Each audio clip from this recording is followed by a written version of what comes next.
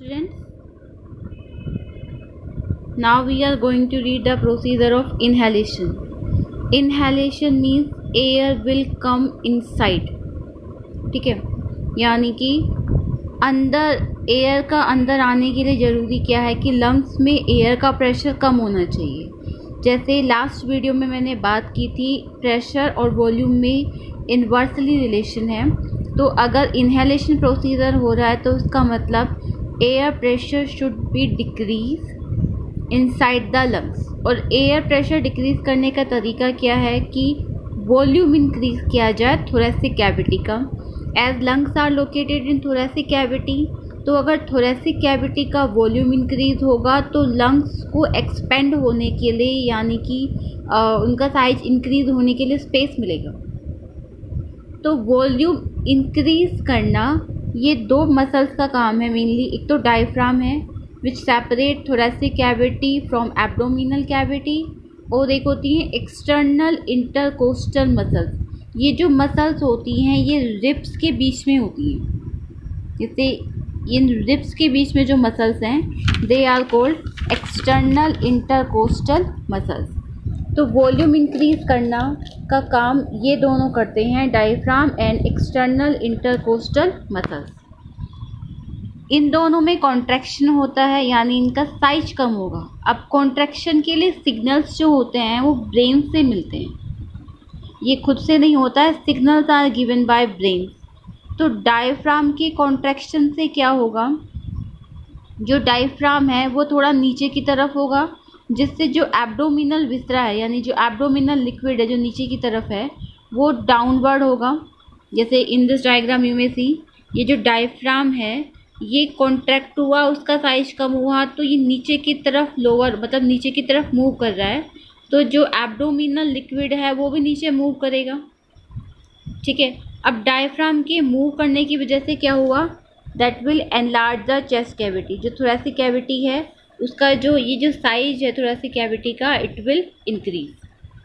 Second, जो external intercostal muscles हैं इनके कॉन्ट्रैक्शन से क्या होगा, ये रिब्स और स्टर्नम को ऊपर की तरफ खींचती है, क्योंकि ये रिब्स से तो जुड़ी हुई हैं और रिब्स स्टर्नम से भी जुड़ा हुआ है. तो इससे क्या होगा, ये स्टर्नम और रिब्स को अपवर्ड ऊपर की तरफ और बाहर की तरफ खींचती है. That will also helps in to enlarge the size of thoracic cavity. So in the both cases you may see these both helps into increase in the size of chest cavity और thoracic cavity. दोनों की contraction से overall thoracic cavity का size बड़ा हो जाएगा. और contraction का सिग्नल कहाँ से मिला है, ब्रेन से. डायफ्राम और एक्सटर्नल इंटरकोस्टल मसल्स, इन दोनों के कॉन्ट्रैक्शन से size of thoracic cavity will increase. जिससे क्या होगा, साइज बढ़ने से लंग्स के एक्सपेंशन को जगह मिलेगी. क्योंकि साइज तो बड़ा हो गया यानी कि वॉल्यूम डिक्रीज हो गया, वॉल्यूम इंक्रीज हो गया. साइज बड़ा हो गया यानी कि थोरेसिक कैविटी का वॉल्यूम इंक्रीज हो गया, यानी लंग्स की जो कैविटी है उनका भी साइज इंक्रीज हो गया. जिससे क्या होगा, वॉल्यूम इंक्रीज यानी कि pressure of air is decreases. Volume की इंक्रीज होते ही जो प्रेशर ऑफ एयर है इन द लंग्स एटमॉस्फेरिक प्रेशर की कंपैरिजन में वो क्या हो गया, बिलो डिक्रीज हो गया. क्योंकि वॉल्यूम इंक्रीज तो प्रेशर डिक्रीज, और pressure comparatively to the outside यानी बाहर के मुकाबले ये जो आउटर एटमॉस्फेयर है उसकी comparatively the pressure of lungs is increase. यहाँ पे क्या है, pressure of air high and in the lungs pressure of air is low. So as we know diffusion of gases from high pressure to low pressure. So air will come from out to in by the respiratory passage. Clear? तो इन दोनों muscles की contraction से diaphragm के जो कि size को नीचे से बड़ा करती है and the internal costal muscle जो साइज ऊपर से बड़ा करती है, तो ओवरऑल थोरेसिक कैविटी का साइज इंक्रीज, तो लंग्स को एक्सपेंड होने के लिए जगह मिलेगी. Volume increases, pressure decreases comparatively to the outside, so air will rushes toward from high pressure to low by the respiratory path. The respiratory path is lungs expanded यानी size बड़ा हो गया, ये ट्रैकिया है and the diaphragm lower. External nares, फिर nasal chamber, internal nares, and then after pharynx, glottis, entry of epiglottis, then larynx, trachea, then bronchi, then bronchioles, then alveolar duct, and the last alveolar. So by that air will come inside. And as we know, alveolar is the main exchange site. This is the alveolar, the space inside which is covered by it. You can say to it alveolar cavity, and these cavities or alveoli surrounded by blood capillaries, and here you may see blood capillaries contain red blood cells that contain a red color pigment called hemoglobin. So this is an enlarged diagram of it. Alveoli, and this capillary, because it surround alveoli, so we can say to it alveoli capillary also, because it surround alveoli. So because of that respiratory passage, alveoli contain high concentration of oxygen comparatively to red blood cells which contain low concentration of oxygen. So because of that air comes from high pressure to low pressure, यानी air यहाँ से यहाँ आती है. RBC के अंदर जो haemoglobin है that radially pickup oxygen and forms oxy haemoglobin.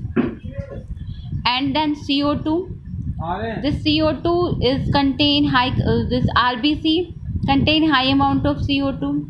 अब इस RBC के पास CO2 हाई कैसे आई, this we will read during the cellular exchange किस तरीके से होता है. So and comparatively to the alveoli, so air will rushes out, या जो ऑक्सीजन का CO2 का जो डिफ्यूज़न है फ्रॉम हाई टू लो, इस तरीके से यहाँ हो गया. अब कैपिलरी में आने के बाद कॉन्सेंट्रेट O2 एंड जो O2 है यहाँ से it will go to each and every cell. इस सेल के अंदर ये है कैपिलरीज जो सराउंड करती हैं सेल्स को, या capillaries and tissue fluid and tissue fluids to cell. ये टिश्यू फ्लूइड्स है the liquid which surround cells. So it contain high concentration of O2. It will come from there to tissue fluid and tissue fluid to cell. Inside the cell, remember tissue fluid is a middleman, यानी कि middle mediator की तरह काम करता है. Sales से directly exchange नहीं होगा. जो कैपिलरीज हैं ये टिश्यू फ्लूइड को देंगी because of their concentration difference, high concentration in this capillaries and low concentration in tissue fluid. So air will come from there to there, and then from tissue fluids to cell which contain low concentration comparatively to this tissue fluid. Now this oxygen oxidized the glucose C6H12O6 that we absorb through the small intestine by alveoli and transported by blood capillaries by the same procedure. इसमें high concentration है glucose की, तो वो यहाँ से यहाँ आ गया. Then it react with O2 to produce CO2 plus water plus ATP. अब ये जो CO2 है ये हाई कॉन्सेंट्रेशन यहाँ पर है, ये हाई कॉन्सेंट्रेशन यहाँ से यहाँ आई टिश्यू फ्लूइड से, टिश्यू फ्लूइड से कैपिलरीज, और यही कंसंट्रेशन यहाँ तक पहुँच के released out. Clear? So this is the overall procedure of inhalation. One more thing, oxygen when combines with hemoglobin it forms oxyhemoglobin, and when CO2 combines with it forms carboxyhemoglobin. In the next video we will read about the next procedure of breathing, that is called exhalation.